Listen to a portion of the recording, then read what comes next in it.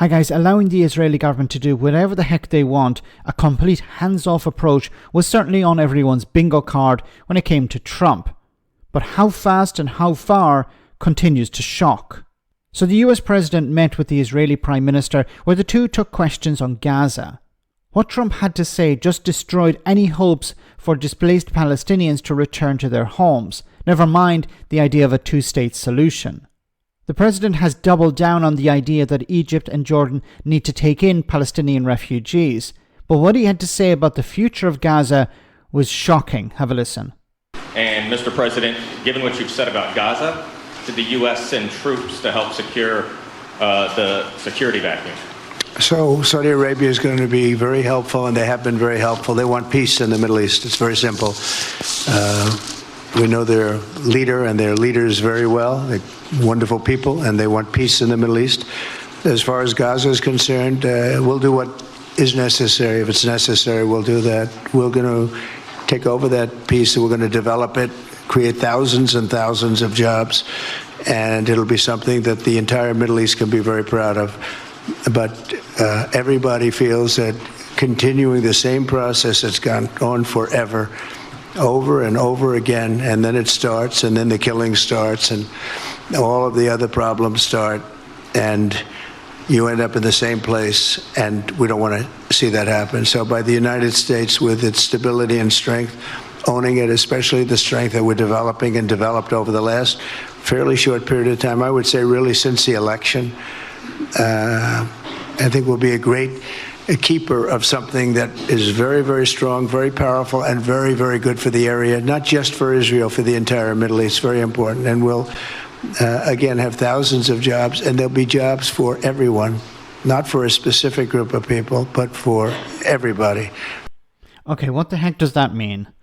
Now, so I want to respond to the first part where he was talking about troops and the idea that American troops could go into Gaza to do what? To provide security? Like, this is insane, the idea of sending US troops into Gaza. Now, he mentioned here Saudi Arabia. Now, Saudi Arabia has been very supportive of the idea of a two-state solution. They have been pressuring the United States to support a two-state solution. But, of course, Benjamin Netanyahu is against that.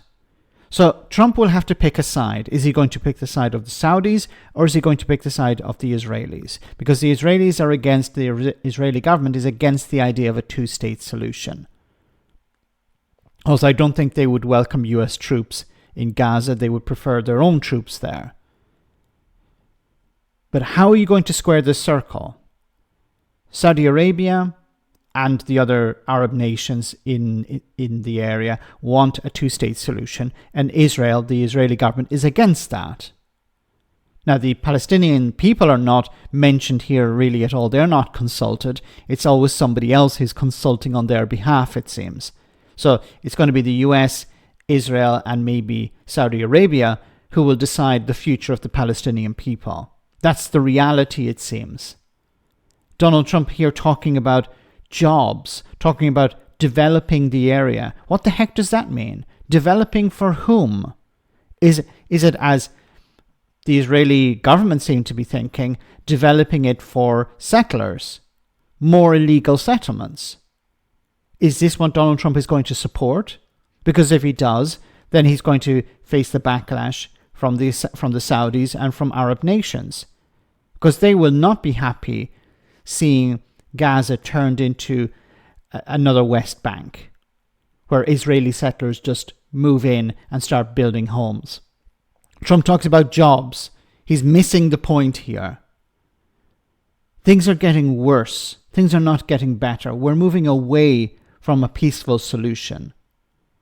The fighting has stopped, but unless the people of Gaza are presented with some sort of long-term solution that benefits them, then this is all going to start up once again.